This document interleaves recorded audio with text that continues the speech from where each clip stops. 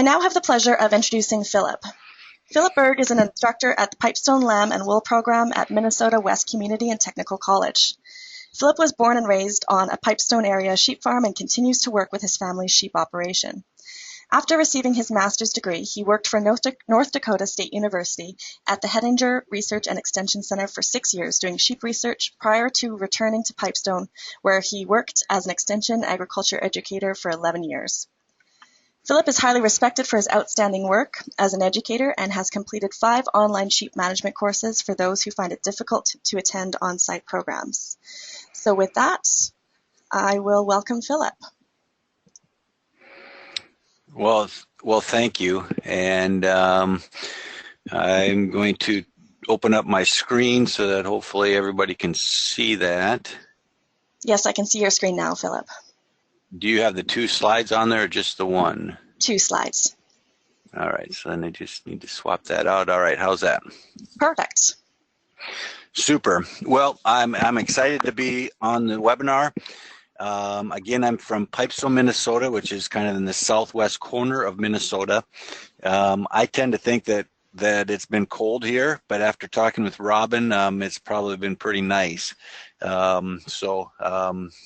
Just guess can't wait until that it starts to warm up in this area.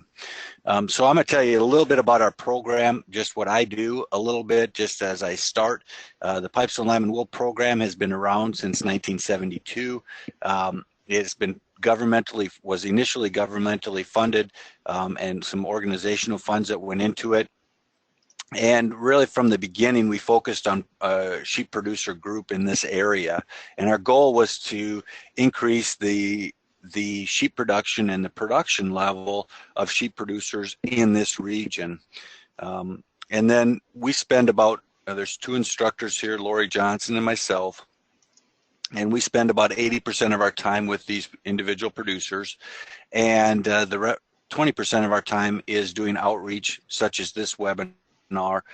We also do online educational courses, as well as some on-site courses on facility tour, lambing time short course, and a sheep for profit school. And so that's some of the things that we do.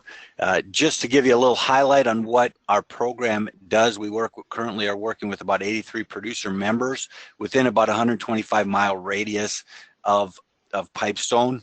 They're raising about 35,000 lambs, or ewes, excuse me, and about 48,000 lambs that are marketed annually.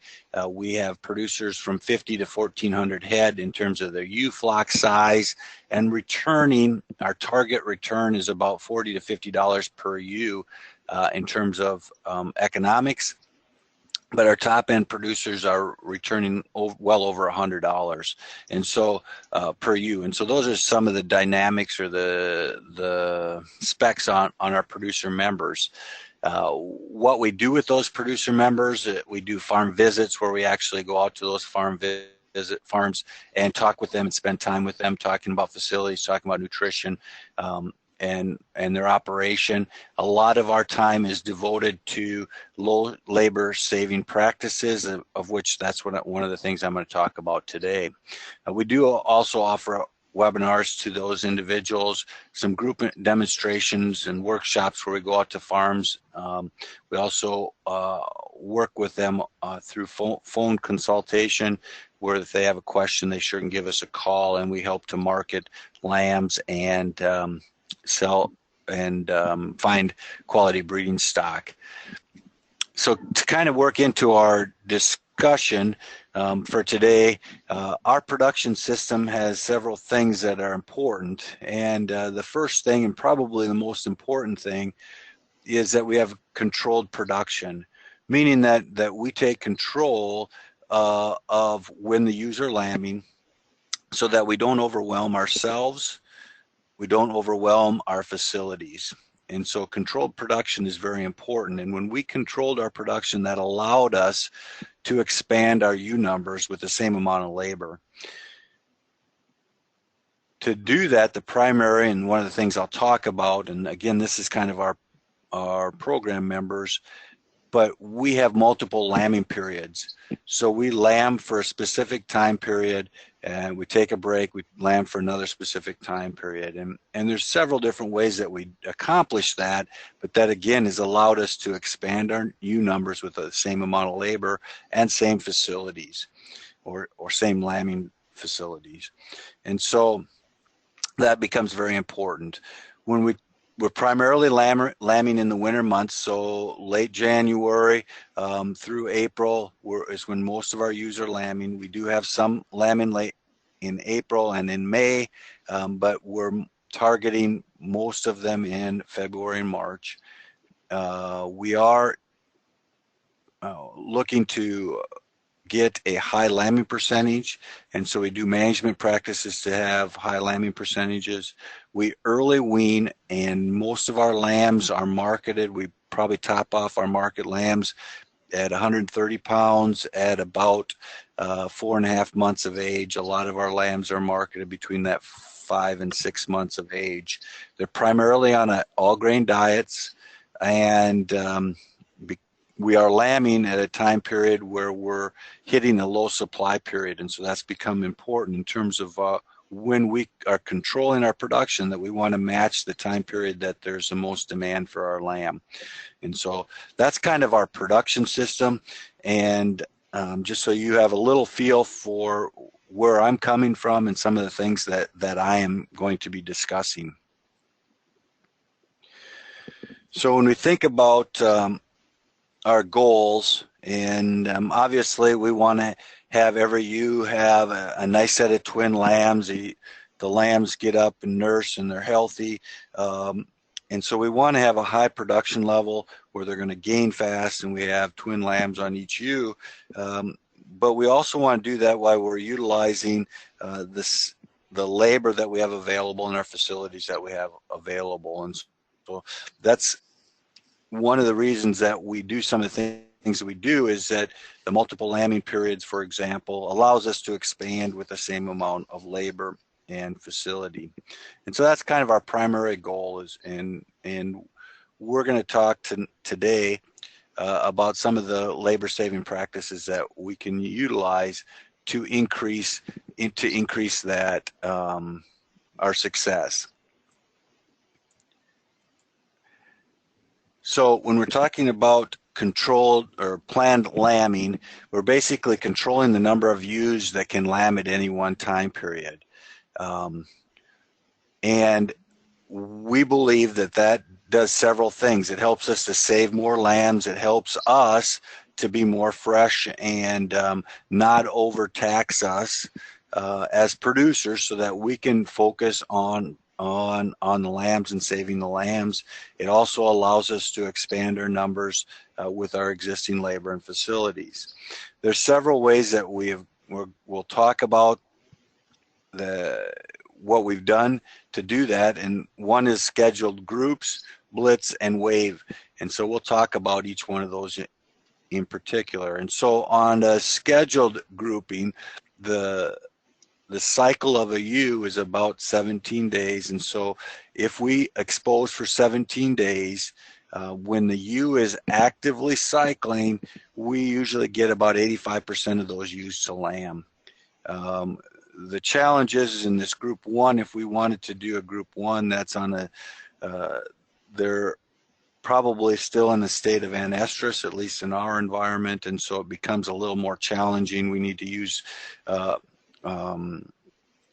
vasectomized rams or teasers to get that to work as well. But once we get into that February time period, we have ewes that are actively cycling. And so under this plan, this scheduled plan, is that we would start and we'd expose ewes for about 17 days, and then we pull the rams for the next 2 weeks, and then we expose another 17 days, and then we pull the rams, and then we expose another 17 days. So that allows us to lamb in a specific time period, and it allows us a break from to let us catch up, but also to help us move sheep through our facilities.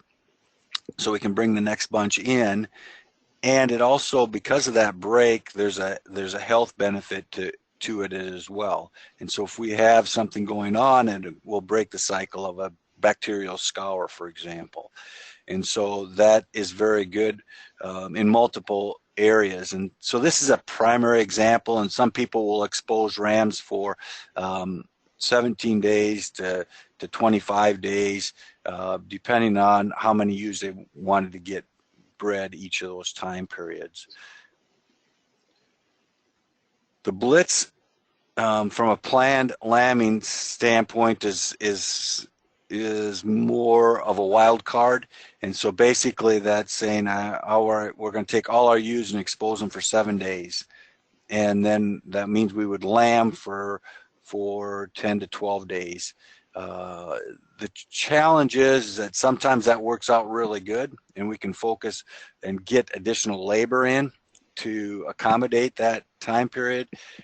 But it also, we can expose a bunch of ewes and get all of them bred, or a higher percentage of them bred, and it can overwhelm us if we're not watching out. And so we don't use this very much. We do have a few producers that have utilized this, but for the most part, we try to take more control over that lambing time period.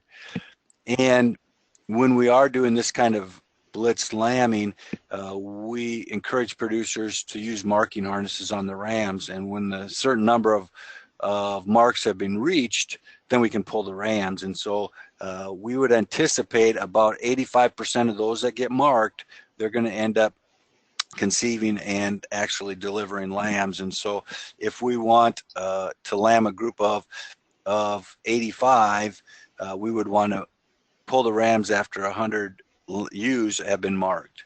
And again, we're going to expose all of them, and so it's going to happen fairly quickly, and it might be 3 days, it might be 5 days, it might be 7 days.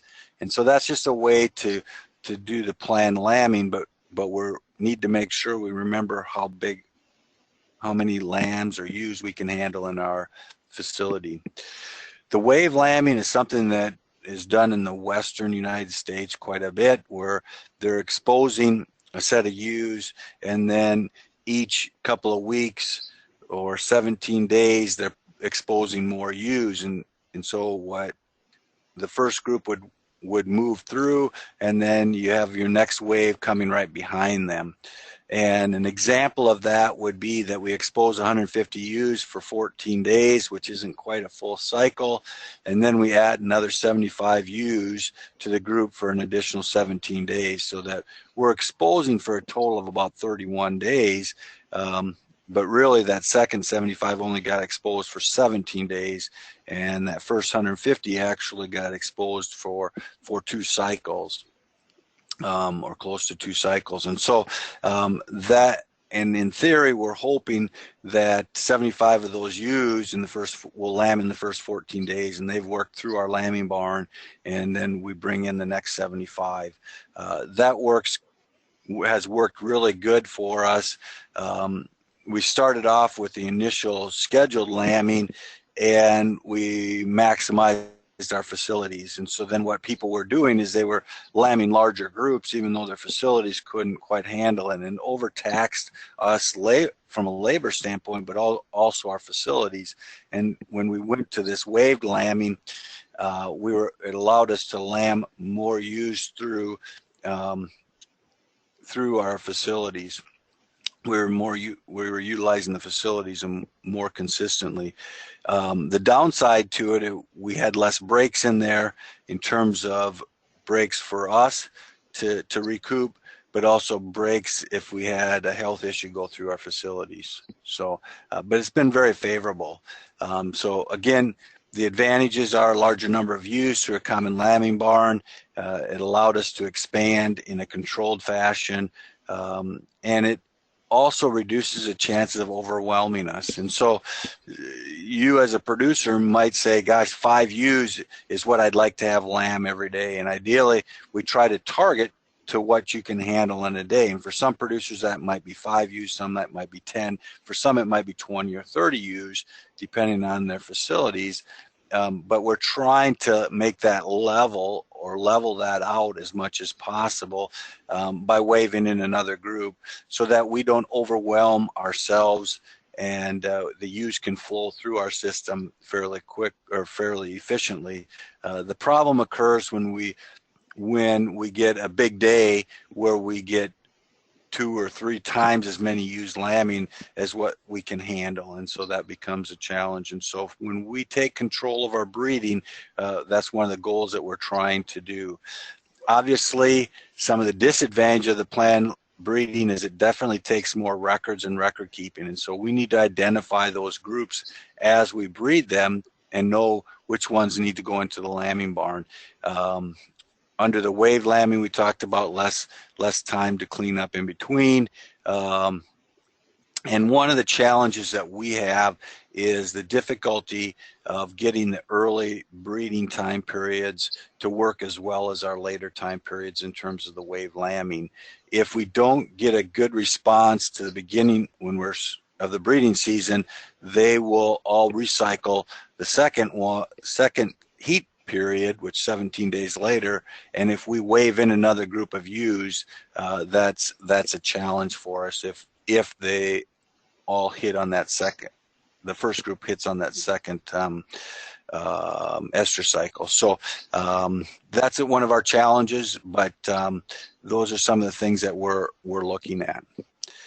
So the rest of the talk, I'm going to talk about housing and labor, efficient feeding, watering, bedding systems, as well as layout of the facilities. And so the rest of the time I'm going to talk about that. When we think about housing, and your environment obviously is colder than our environment right now, and everybody in our program for the most part is lambing right now, and so our housing needs to be environmentally controlled.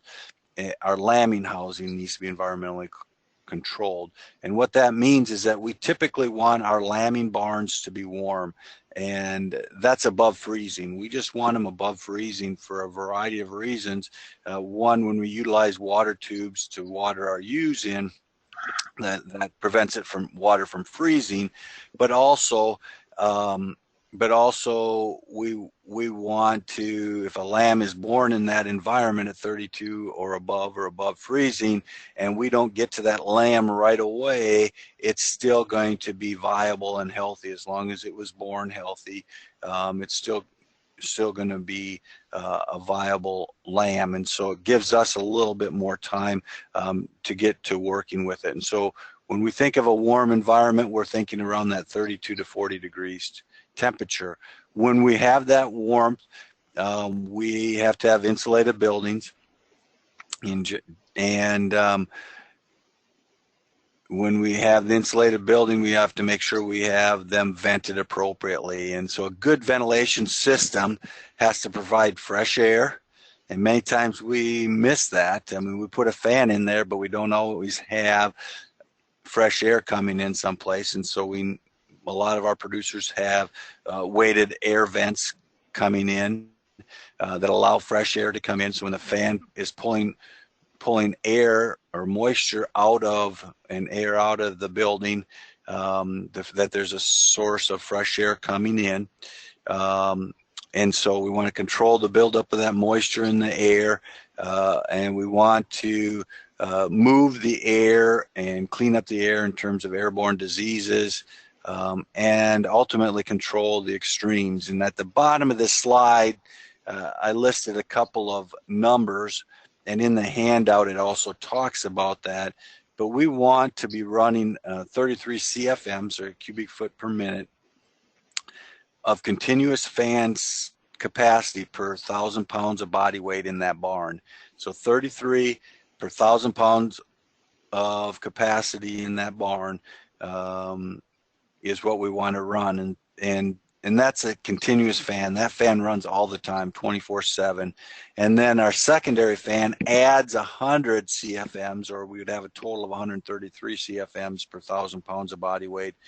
The second fan is when the temperature gets warmer inside, and we need to have additional air movement to keep that temperature lower. We add an additional 100 CFMs. And so these are the targets that we have, and probably the most important things to be thinking about when we're thinking about these is that the 33 is a continuous fan and that we have a source for fresh air coming into that barn. Most of our barns are basically pole barns that are insulated, insulated pole barns. Some of the other ground rules on our housing that we look at is that we need certain space requirements for our buildings. And so from a dry ewes standpoint, or ewes that are just about ready to lamb, late gestation ewes, we're looking at obtaining about 12 to 16 square foot per ewe.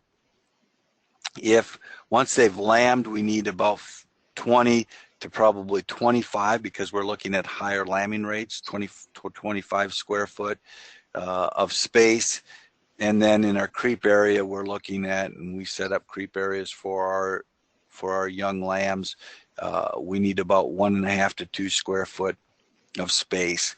This is based on the Sheep Housing and Equipment Handbook, or Midwest Plan Service Guide number 3. So I'm going to show you some diagrams here later as we move through this, and to talk. And the important thing to think about is everybody has different types of facilities available, but there's low labor practices that can fit into any type of facilities that you have. We want to look at logical lambing barn layout, and we look at the short distance principle. And so when you're evaluating your operation, or how you want to set up your operation, it's important to look at that short distance principle. And we want to have a short distance from the drop area. That's where they are going to initially drop their lambs, and then we're going to move them into lambing pens. And so we want a short distance from the drop area into their lambing pens.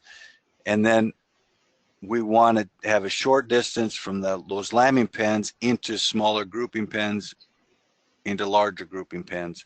And so we want to have the flow set up.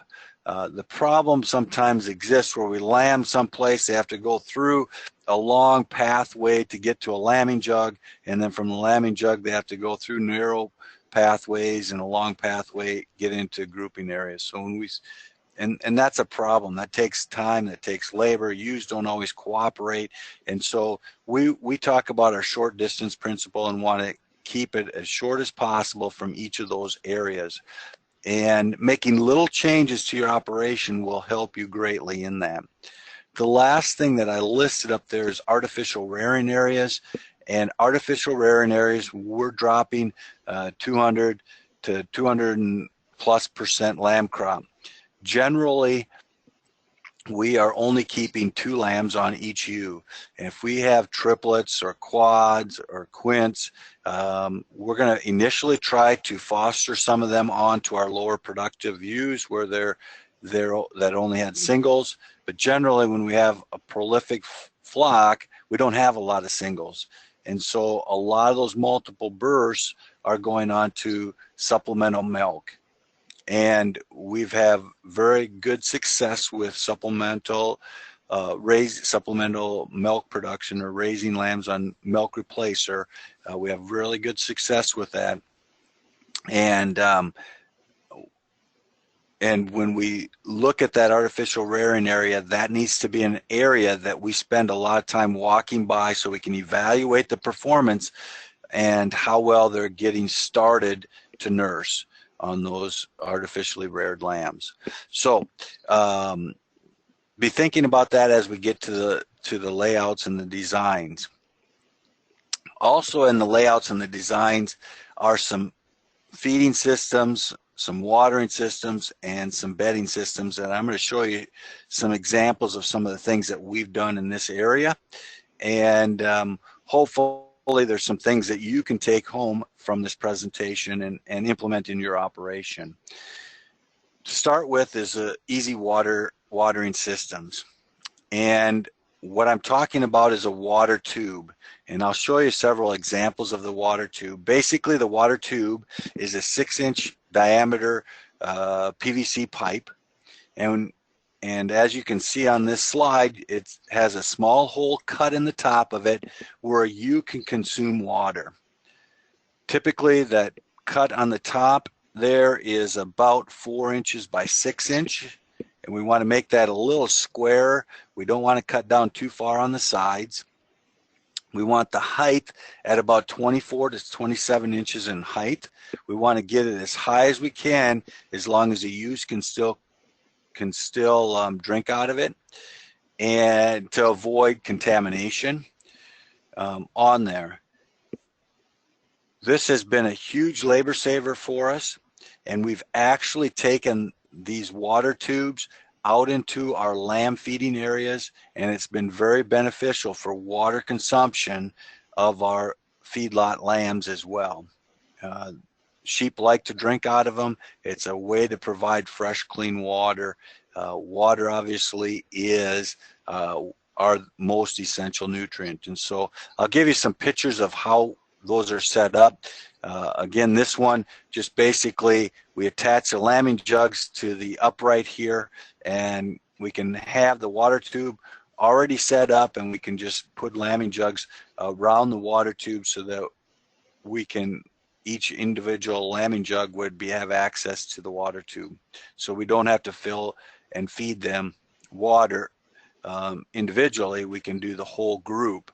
And generally this size tube we probably could fill every other day, but most of our producers are going to spend a little bit of time topping it off every day, but they're only going to do that once a day.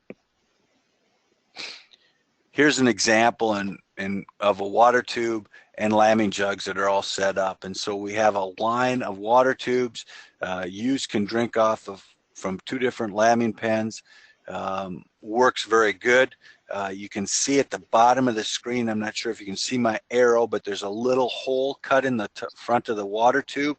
And at that little hole, we basically stick a garden hose in and run the water. The rule at most places is that when we fill up water tubes is that you stay there until it's full, and so that we don't flood our lambing barns.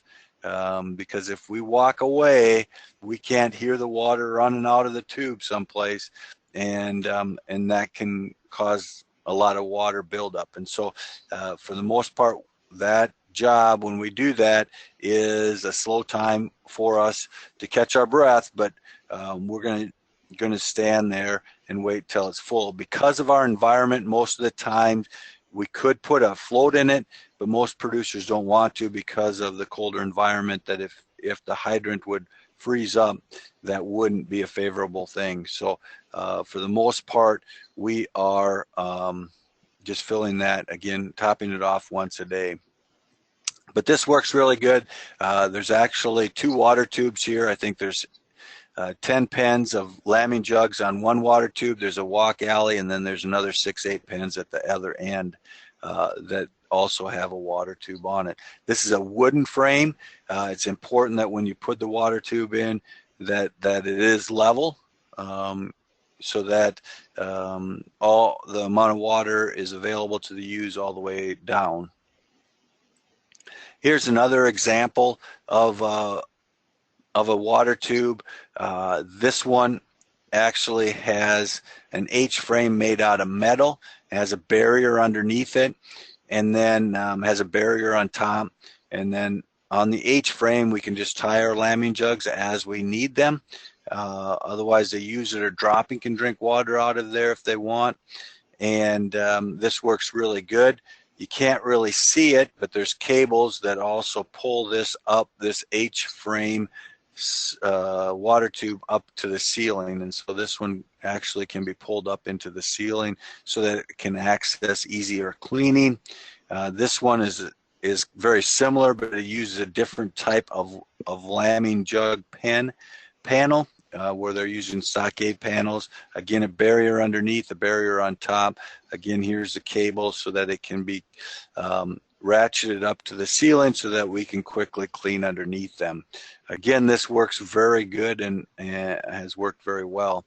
Here's a couple other examples. The chain, we have had a producer use a chain. I don't like this one as well because a chain is potentially there's some risk of it slipping and could twist upside down, and we would lose a lot of that water. Obviously, we can get a lot of weight in there when we have it full of water, and so it's important that it's secure. We've had some producers that have used some belting, like a round bale belting or other type of belting, and use that instead of the chain, and there's less slippage on that, and that has worked pretty well. The other two have a hook that they sit in on the sidewall, and that works very well as well. This last one I wanted to show you, I'm really excited about the lambing jugs, the way these lambing jugs are set up. Basically, there's a loop, metal loop around this pipe, and allows this lambing jug to be pulled up as and continue to be hinged as the manure rises, and so that works pretty good. It stays pretty functional that way, and it folds up actually by the water tube, so you can lift it up and fold it back towards the water tube to clean. There's a cement pad here, and that works as well, but the water tube is in here with a frame and a barrier so the lambs cannot get underneath and get from one lambing jug to the next. We get questions about floats and how they add water and how it's cleaned. And so on the right-hand corner, there's a hole. That's where we put in our water hose. We do have some people that use floats, and what they'll do is they'll hook their garden hose up to it. They might look at the other lambs, but they'll eventually shut the hydrant off after it's been filled. This is just used to prevent it from overflowing when we're filling it, or if we're using it for lambs in the summertime where freezing isn't a concern. Many of them use a float on it at that point. For cleaning, we have twist-on caps, or if we have an open end, we can just turn the whole water or twist that and allow the water to come out. Generally, for the most part, if we position our feeders appropriately in the lambing jugs so that the ewes aren't lined up with the hole in the water tube, we have very little contamination. And generally, they're probably only cleaning or flushing that system in between their lambing groups. And so for the most part, it stays pretty darn clean. From an easy care feeding system, probably our most common feed in the lambing jug, or has been, a slice of alfalfa hay off a small square bale and some corn. And so these feeders are common that have been used for many, many years. We're seeing a transition away from these for a couple of reasons. The labor required to have a small square bale of alfalfa to get it harvested and then fed, and then the wastage. We see a higher percentage of wastage on some of the forages that are in there, but this is still a common way to feed the ewes. We have many producers today and this is probably becoming more popular. Yeah, they're feeding a soy hull product. So basically, it's a process, part of the soybean process. It's a byproduct of the soybean process and soybean hulls, and they're about 77% energy, about 10-12% protein, and most of the starch has been removed, and so they're a very safe feed. And so probably the most common way to feed in our lambing jug is to put a 5-gallon pail with soybean hulls in that pail and let them eat as much as they wanted to eat. A couple of cautions is when they sell a lot of the soybean hulls as pelleted, because it is to increase the density of that feed ingredient. And when we pellet them, we have a higher incidence of choking on the ewes. They rapidly eat it. And so to maintain the density, we're still getting them in as pelleted, but we're grinding them. And if we grind those back into more of a meal format, it still maintains its density and weight, but we don't have the choking issue.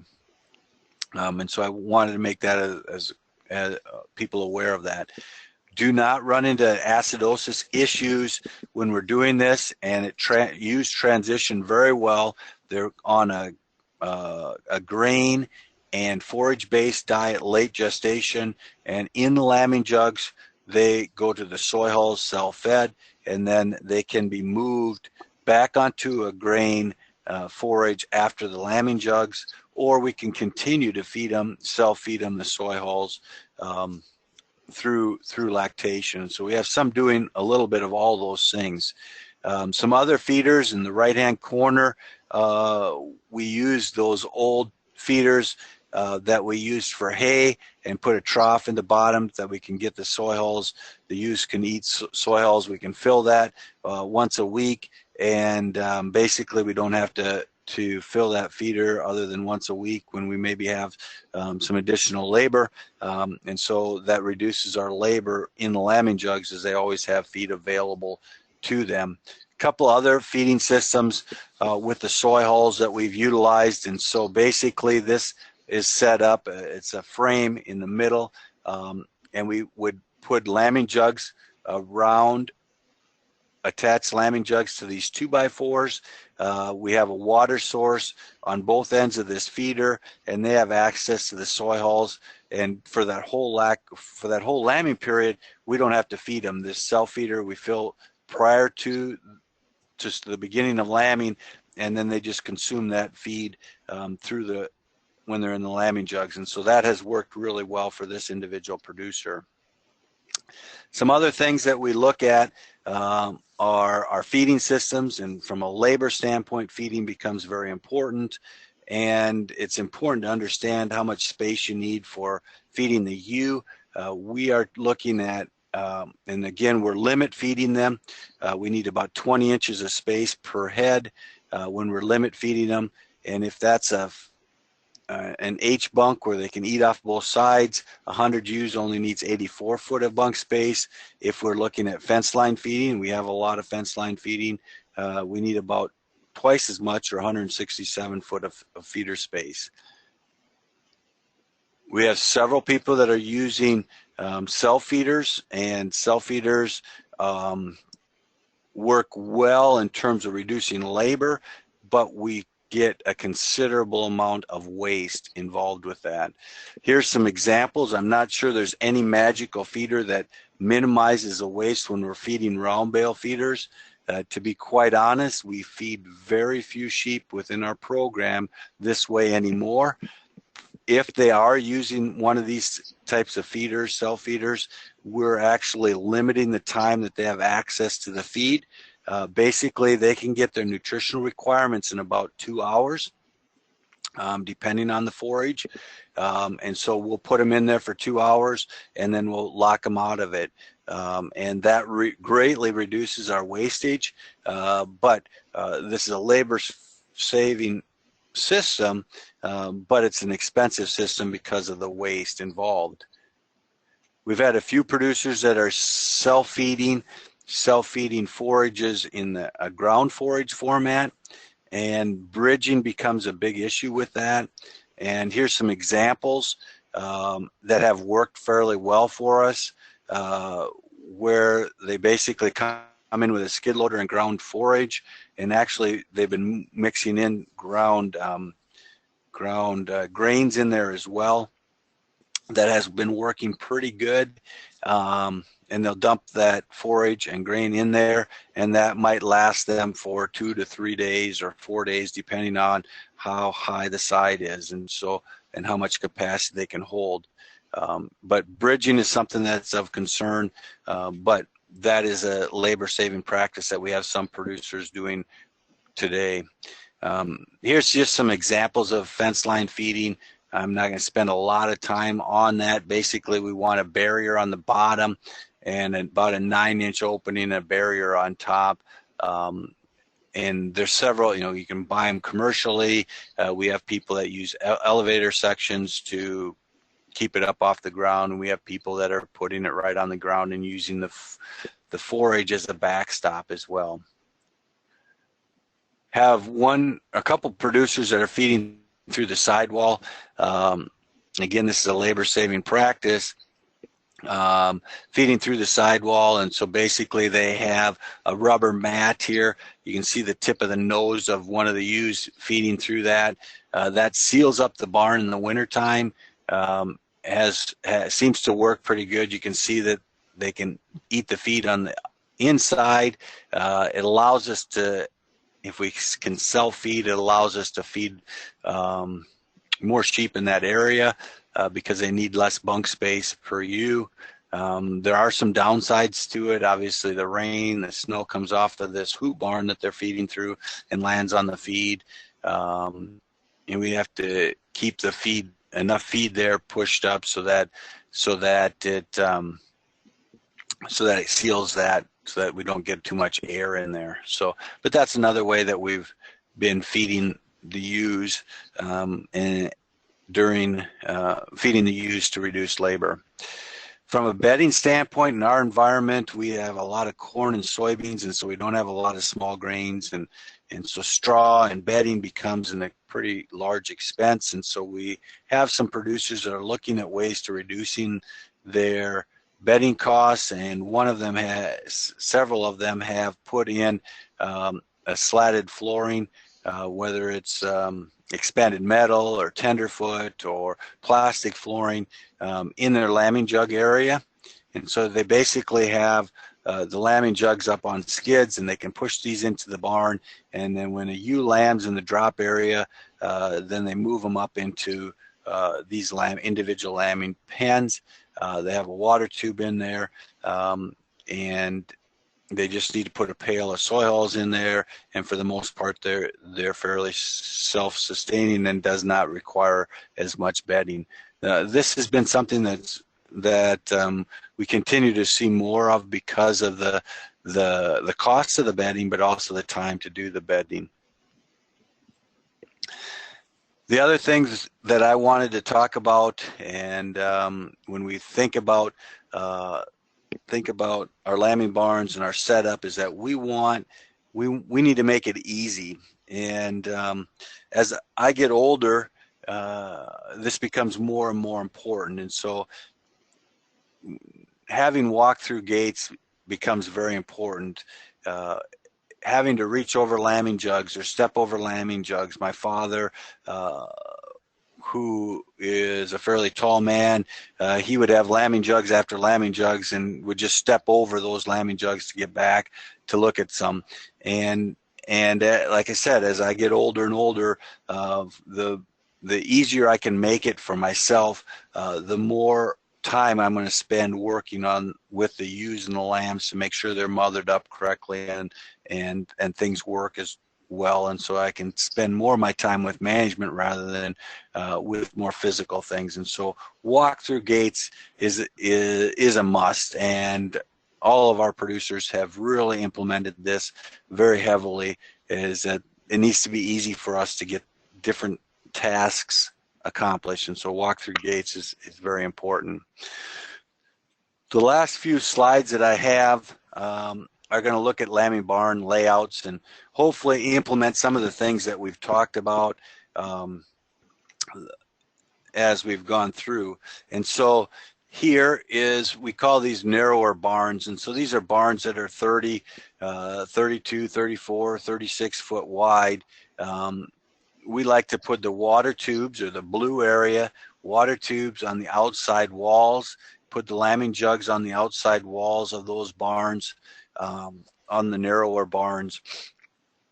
And then these green lines in between are allowed to break up, or temporary gates to break up into dropping areas. And so the ewes will drop in the center of that, and then we have a short distance that we can move them into the lambing jugs.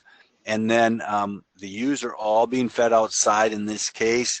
And so when we open up all these gates and let them all out during the day, we can shut one of the gates and start using this first area as our first grouping pen. So we let the ewes and lambs out and have that be our first grouping pen. This will be our next one, and so as we have less and less ewes to lamb, we're just moving them farther and farther to the right. We try to divide them up into multiple drop areas so that we avoid mismothering and having all of the ewes lamb in one particular area. And so again, a short distance from where they drop into a lambing jug, and then from a little longer potentially from the lambing jug back into a grouping pen. So this is a narrower barn. This is one way that they set up. This is also a narrower barn, a little longer distance, and obviously we take this big open area and divide that up into 4 areas for drop area, and so then we have a longer distance to take our ewes and lambs into the lambing jugs. So I don't like this quite as well, but again, there's water tubes in the middle, water tubes on each side, an alleyway to observe them, which is kind of nice, but takes up some expensive space. The thing that I really don't like in this case is this producer then takes them out the door, out this left side or this red area, and out into another building into the grouping area. And so we're taking day-old, 2-day-old lambs and ewes that don't necessarily want to follow, the lambs don't follow very well, and we're taking them out to another barn. And so that's not as favorable, but this does help, and it is a way to reduce labor at lambing time. This is a wider building, and this is a really good picture of it. This is a wooden feeder with a water tube that I showed you earlier. Basically, they have an office. They have their milk replacer area and high traffic area. They have their lambing jugs and have an alleyway all the way around. Around the lambing jugs, they have multiple drop areas, and so when they, at night, they each have ewes in them, and as they lamb, then they're short distance into the lambing jugs no matter where they're at, and then when they feed them, they open up all the gates and they all go out, and then again when they come back in at night, they mix them up and they divide them up again into those groups. Works fairly easily. This is more of a diagram of just a sketch of that same barn. Again, these are wider barns so that we can have enough room all the way around the wall, all the way around the lambing jugs, and so we can have a short distance from the drop areas to the lambing jugs, and then again we can start using one of these areas as a grouping pen and continue to use more of them as we lamb. So that one works very well and is a very popular system. I guess all 3 of those are very popular. This last one that I think I have is on a flow-through lambing shed. And so basically they start on the right side in this big white area, and they drop there, and then they move into the lambing jugs, and then they move into a small grouping pen. And in this particular case, they'll actually stay in these lambing jugs. They might put the singles in certain areas and the twins in certain areas, and then they move them out into the grouping pens based on that, so then they move out to other cold housing in that same format. Very good flow on this. You can get large numbers of sheep through this type of system, and it kind of flows from right to left through that lambing shed area. So with that, Robin, that kind of completes my talk, and if you have any questions, I'd be happy to answer them. Great. Sorry. Great. Thanks so much, Philip. Really appreciate that. Some questions have already come in, but I'm going to, again, remind everybody that you can ask your questions just by typing them into that question panel on your webinar control panel there.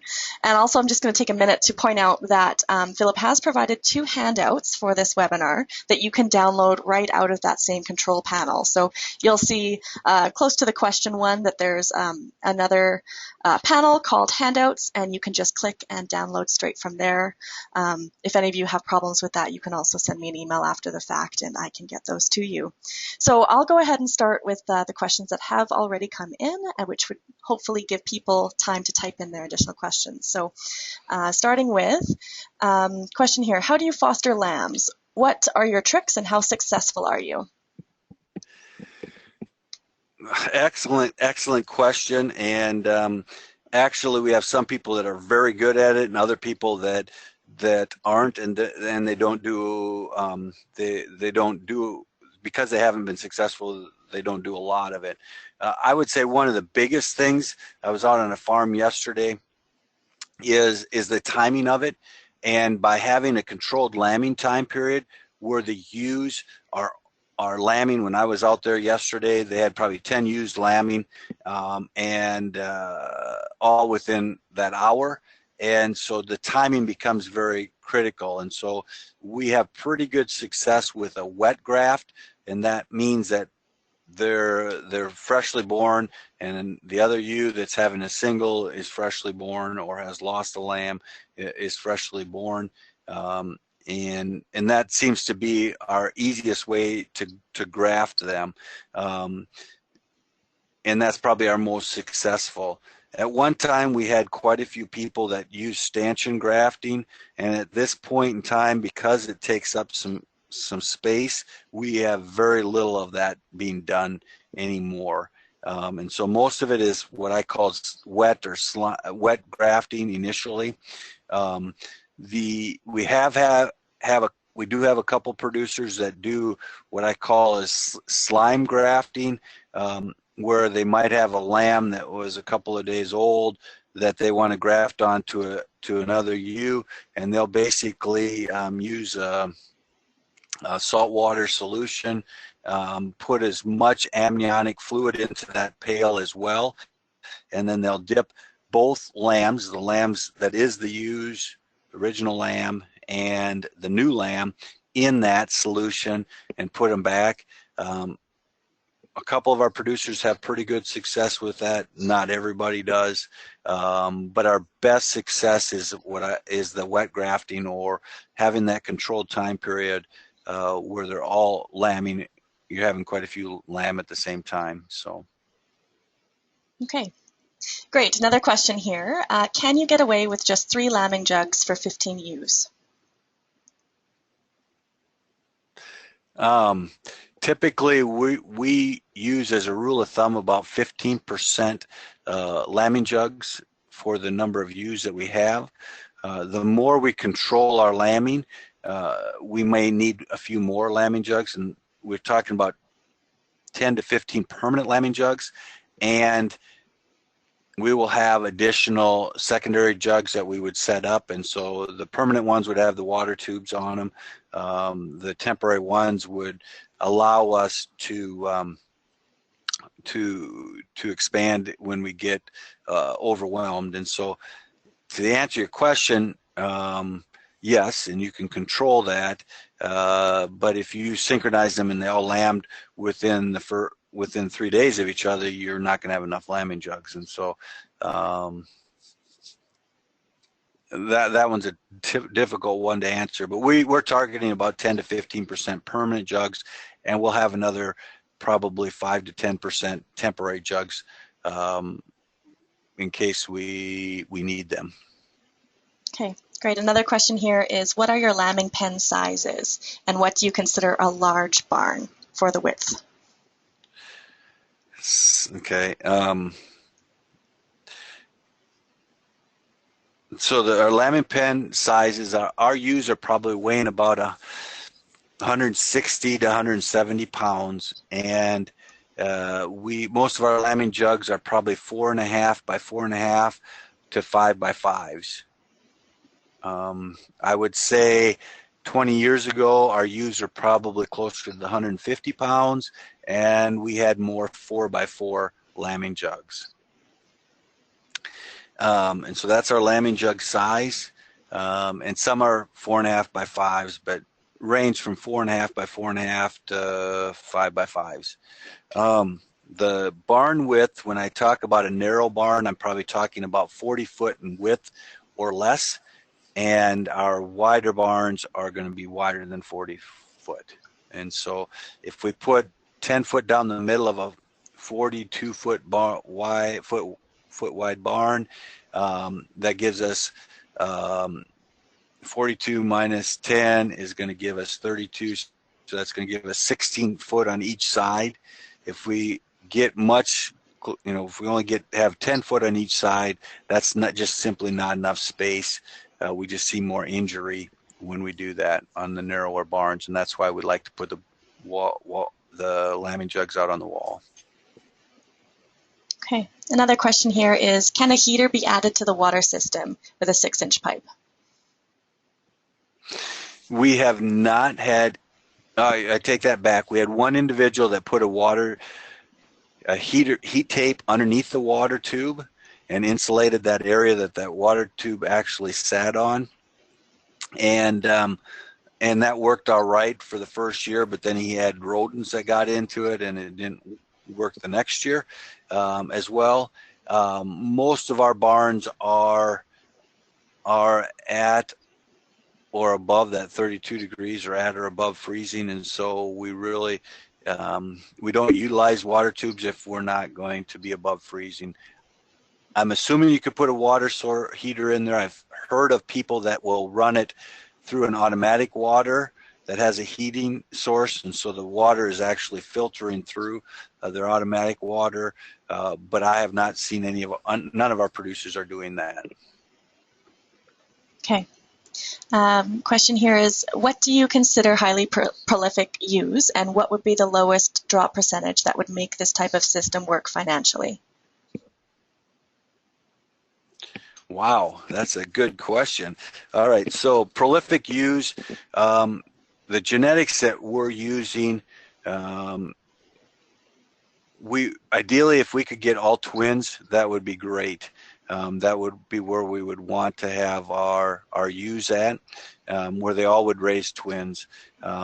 We're identifying ewes that have twins or more every year, and then we're using those and breeding them to maternal rams that are also selected for high number of lambs born, as well as milk production, and to identify, and that's what we're using to make our replacements. And typically, if we were to say a breed, we're making a polypay type ewe, a ewe that is about half Rambouillet, Targhee, and a quarter Dorset and a quarter Finn. And the Finn gives us the 200 plus % lamb crop. And so that's probably where we have our prolificacy. And hopefully that answers that question the way you wanted it. The economic side of it, there's more components that go into it than just the number of lambs that we market per ewe, although that plays a big role in it. But we also have to have ewes that stay around for a long period of time, that we don't turn them over very fast, so that they're in production for a longer period of time. We also have to keep our ewe feed costs at a reasonable cost. I mean, we're feeding our ewes for $60 to $70 per year right now. We have to feed our lambs appropriately so that they have high feed efficiency. And so basically our lambs are requiring about 400 to 425 pounds of grain to get them to market weights. And so they're fairly feed efficient. From birth to market, including the birth weight, we have about a 3.25 to 1 feed efficiency, and so that becomes important in terms of our economics. And then our facilities expense also plays a role in it, is that if we build a new lambing barn or we have a heated lambing barn, we definitely need to have as many groups of sheep go through it as possible, and typically we need to have at least 3, if not closer to 5 groups of sheep to justify the cost of a new lambing barn. And so it's kind of a balance in all of those things in terms of the economics. Generally, we're probably 1.5% lamb crop on the program members that we have, 1.5 to 1.6. Is probably getting us close to returning that they're marketing per ewe exposed. We're probably getting close to the $40 return per ewe. The people that are making more money are closer to or in excess of marketing 2 lambs per ewe. So 1 lamb per ewe under almost any production system doesn't, even if we don't have a lot of cost, does not work very well. Okay, another question just came in there is why you aim for the twins and not triplets? I don't know if we aim for twins and not triplets. Ideally, that would be great if we had every ewe had two lambs on it. We don't allow the ewe to, most of our producers do not allow the ewe to have 3 lambs on it. Some of the ewes would definitely be able to feed them, but not all of them would.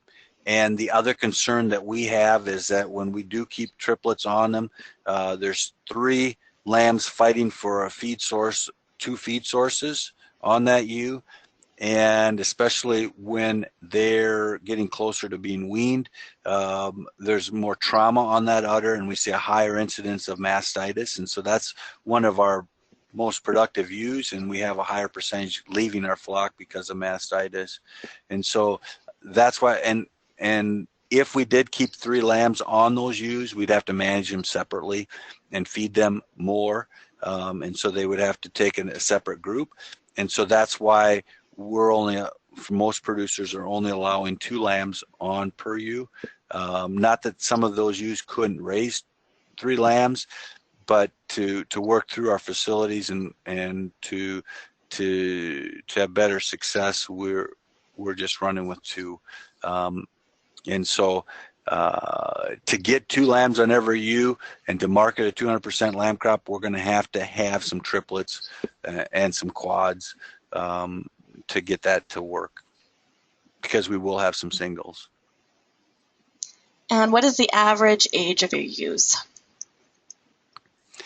The average age of the ewes, we try to get, on average, we try to get 5 to 6 lambings out of each ewe.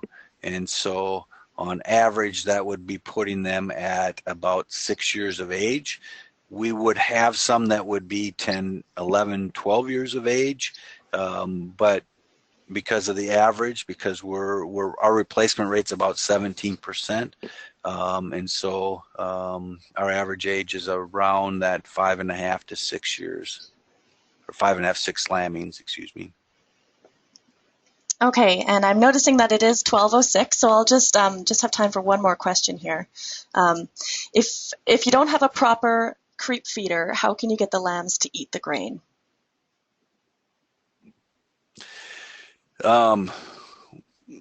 That's so, and I didn't really talk about that in this presentation, but we do spend a lot of time getting our lambs to eat creep, and having a proper creep feeding system and proper feed is vital in terms of our production system to get them eating feed. If we don't have that, it becomes very difficult. We cannot, we're weaning at a younger age, and so consequently they need to be eating creep feed much earlier in life. And so when we think about setting up a good creep area, it has to be a clean environment, it has to be well lit, it has to have easy access for the lambs and their ability to see the ewe and the ewe to see the lamb. It has to be in a high traffic area. Those are all, and we have to use a high quality feed. And those are all very important things to get them started on a creep area. If we do not have a good creep feeder or feeding system, it is more difficult to get them to consume creep at a younger age. Okay. It's very difficult, if not impossible. Actually, one more came in that's I'd like to know the answer to too. Is what is the average age of your producers, and are most of them solely sheep farmers, or do they work off farm? Oh, that is an awesome question, and I actually even have that information. So the producers range from 50 to 1,400 ewes, and I would say that most of them are trying to obtain 25 to 50% of their income from sheep. And so our producers, 25 to 50% of their income is trying to come from sheep. We have a couple of producers that are trying to maintain all of their income from sheep, but on an average, 25 to 50% are of their income they're trying to obtain through their sheep. The other most common income source is another agricultural enterprise, crop farming, feeding cattle, or a combination of that. But we have several that actually work off the farm as well. The average age of our producers and I'm not sure if you guys wanted to guess, it'd be great to do a poll and get a guess from producers, but the average age of our producers is about 48 years of age. The age when they've joined our program, the average age is around 39. And so we're pretty proud of those numbers, because when we look at agriculture, there isn't a large number of young people getting in compared to our older program or our older members. And so the average age in the United States anyways, of sheep producers would be probably 10 years or more older than what we are. And so when we look at our age distribution, we have a producer, 21, a couple producers at 21 years of age, 24, 25, 27, 27, 29, 30, and then probably, and a few scattered in there. We have most producers are 52 years of age, and our oldest one is 80. And so our average is 48. The average age of when they joined our program has been 39. So to me, that's pretty exciting that we have some younger producers. The other thing that I think is beneficial from our program standpoint is our members are willing to share information with each other, and they do a phenomenal job of sharing that information and working with other people, and that's been a very big success. And they're willing to try new things. I think when we get an older population of producers, sometimes they're less willing to try new things. That the tradition sets in, and this is how we've always done it. So, Great. Well, there were a couple more questions, but I will have to cut this off for today. That was a really great discussion and really great questions from our audience here. And I do really want to thank you, Philip, for joining us today. I know you're really busy. It's lambing time for you there. And so really do appreciate you taking time out to do this webinar for our producers here. Well, thank you. Thank you. It was a lot of fun. Great. So take care, everyone, and have a great day.